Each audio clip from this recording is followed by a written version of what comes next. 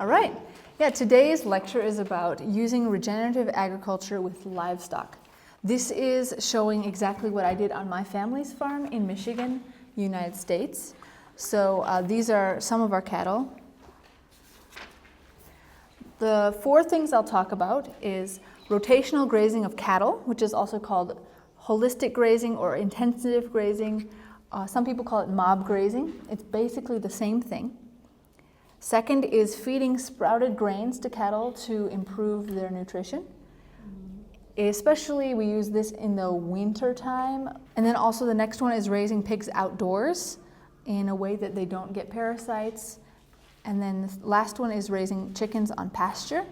I myself raised chickens from the age of 8 years old, and I raised them outdoors. And I sold eggs at the local markets, and I saved my money, and that is how I paid for my university. So chickens are very meaningful animals to me personally. So here's, again, some pictures of our animals. So what is holistic grazing? The basis of this is having a high density of cattle in a small area of land for a short time. So usually you have a low density of cattle in a large area of land for a long time. This is opposite, high density, small area of land, short time. The cattle eat 60% of the grass and they leave 40% of the bottom. So if your plant is this high, you're leaving about this much grass, and then they don't come back for maybe between 30 to 60 days, and then they come back after the grass is totally regrown. So I explained this yesterday, but when you have the top of the grass cut off by cutting it or by eating it, the roots also, the bottom part dies. And then it has that core of the life force of the plant in here. Then if it rains again, the plant regrows, and then the roots also regrow. When these roots die, as they decompose, they turn into more organic matter in the soil. And also the cattle, of course, they're leaving their manure on the land, which is causing more fertility to return to the soil. So I like this graphic, which a friend of mine posted on Instagram a few years ago. And so I took it. It says, it's not the cow, it's the how. So a lot of people, they say, oh, raising cattle is bad for the environment. Oh, look at how the cattle are ruining the soil. It's not exactly true. It's the method of managing the cattle. You can actually use cattle for a very powerful force to regenerate the soil. And I did show you some pictures of that yesterday, but this I'm going to show you only pictures of our farm in what my own experience has been. So here's a continuous grazing. The grass gets eaten down. The less delicious plants survive well, and the more delicious plants begin to die off. Here, if you have, this is a 9, but if you have up to 30, some people have even up to 180 sections, then they only have their animals on the same land 2 times in 1 year. They can do this, and the grass really fully regrows. If you think about if you have a plant, in 1 year it'll grow to a certain extent and then it'll stop growing. But if you cut it, it begins to regrow again. You actually cause the plant to regrow, where if it was just staying, it would just stay stagnant. So in this way, you're actually kind of turbocharging nature. So if it was just completely left the way it was, it would grow to a certain extent. But because you have maybe 4 times a year you have cattle coming through, it grows fully, it gets eaten, it grows fully, it gets eaten. You have much more carbon going to the soil, and then also much more manure being put down on the ground. So this is a picture of our property right after we bought it in 1997. This was taken in March or early April. And this is my brother, and this is me in 1997. You can see there's a lot of erosion here. And you can see there's no plant growth. It's just barren, right? This is a picture I took this spring in, I think it was the last day of March or the first day of April, of exactly the same location. When did you take it? 1 year ago. Okay. Yeah. From here, so you can see the shape, right? You can kind of see the shape here to here. Same location? Same location. So this is like a kind of a long hill. There's a pond here, but unfortunately because of natural gas drilling, the pond was emptied because the people who were drilling for natural gas, there was some clay in the ground where it was holding the water, and they made a hole and the water drained out. So unfortunately our pond now has much less water capacity because of the natural gas drilling. But regardless, even though there's lack of water, we see a huge difference, right? And this is through managing using cattle in there sometimes and out of there sometimes. So rotational grazing. This is another word for intensive grazing, what I'm saying, but we rotate where they're being put. So I use the word rotational. In 2001, there was one pasture there. So the cattle just stayed in one spot.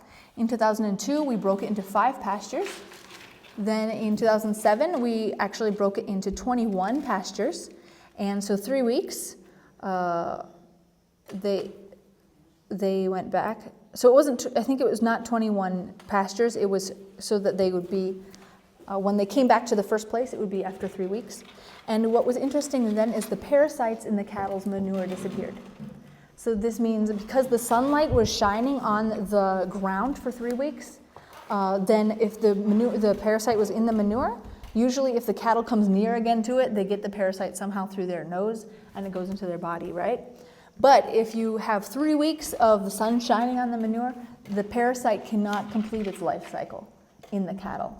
So we broke that. And then in 2008, we had 45 pastures, so we cut it even further into smaller pieces. And for once, we had enough grass. Usually in the summer, which is in Michigan is July, August, we have a period of time when there is not enough rain, so the plants cannot regrow. But when we broke into 45 pastures, we finally had enough grass for them to live throughout the summer. And then in 2012, we moved it into 60 pastures. And what was really amazing is then the weeds, so there's grasses which have the narrow leaf, and then the weeds which have the wider leaf. So grasses are the most desirable for plants for animal food. This kind, right? A grass. But anything that is got some kind of complicated shaped leaf, the animals don't like it as much. And also, if it's grazed, it doesn't regrow as well. So these began to disappear after if we broke it into 60 pastures, and the grasses increased. So that is really good because that means a higher nutrient food for the cattle. And also, earthworms increased. So before our soil was very, very sandy, and it was like almost pure sand, actually. But then after that, we started to find earthworms there in the soil. So the organic matter and the life was coming back to the soil. Now, in 2019, my father bought an additional 14 hectares. A pasture with more trees, we might break it into a larger piece. And then a pasture with fewer trees, we break it into a smaller piece. So this might be 1/2 acre, and this might be up to 1.25, so 1 1/4 acres of land we broke into there. So that's how big we had our fences set up, and we just made our whole land, so it was 60 pieces. And my dad either moves the animals twice a day or 1 time a day, depending on the time of year. So it depends on how much grass is there. He adapts. So the result that we found is that the plants grew better and they also recovered better. The pasture land improved. We were able to have more days on pasture, which means in the summer when it's very dry, they were able to continue to stay on pasture instead of feeding the animals hay. We were able to have more cattle per area. So before even when we came even having 5 cattle on that big area, it was still, the ground was stressed out and it couldn't reproduce enough grass for them. But now we are able to cut it into small pieces, and we're able to have more cattle in one small area than even when we had a large area. And every year the animals seem to be getting healthier and bigger than before. So this is one of our pastures here. You can see the cattle. So I showed you this picture yesterday. This plant here is a spotted knapweed. It's an invasive species, which means it came from another country and it started to grow. It actually poisons the soil, but it also grows in very, very poor soil. So in my bachelor's research, I discovered that by improving the soil, you can make this plant decrease in its the amount that it grows. So by cutting this into pastures and having the cattle there, it improved the soil, and as a result, this plant also decreased its range. So it went from this amount of range to this amount of range, and then in 2021, this is only the places where it was, and then I did notice there were a few places where it came back here. I asked my dad, and he said that I think he went on a traveling, and so he had to just keep the cattle in this area while he was gone, and because of that they ate this area too much, and then the bad weeds started to come back. But then once he was able to switch back to his normal schedule, that weed went away. So some other adaptive practices, what we have done is the hillsides, which were completely barren, transitioned to having some pine trees on them. Below the pine trees, maple trees and raspberry bushes started to grow up. And then these pine trees, they're invasive, so they came from another place and they just take over. So we ended up cutting them down and mulching like here. And in this area, we got a lot of raspberries growing. And of course, raspberries are delicious. So now we are able to pick a lot of raspberries and make jam. And then also in the shade of these trees, maple trees are coming up. So we were able to transition this area into much more productive, not just barren land, but barren land with trees. And it was not just low quality trees, we were able to get the higher quality trees growing there. Grazing density, that means the number of animals per area. So this is, before I talked about the size of the paddock is 0.2, so is it 1/2 acre to 1 1/4 acre. So we have all of our animals in that small area for one day, but the total density, if you think about the total size of the land compared to the number of animals who are grazing there, that density is also going up. This is actually, I think, the fastest way to improve soil, and I have a lecture about that coming tomorrow. As the pastures improved, the animal's average weight at slaughter, which was 18 months, increased. This is a picture of hanging weight. So in America, they don't eat the intestines, they don't eat the head, and they don't eat the skin. So if you take all of that out, you have just the meat and bones. That is hanging weight. So the hanging weight of the animal, the average was 243 kilograms before 2020. And then in 2020, it was 260 kilograms. In 2021, it even went up to 293 kilograms. So you can see as our land has improved, the weight at 18 months of the animals has been, the average has much increased.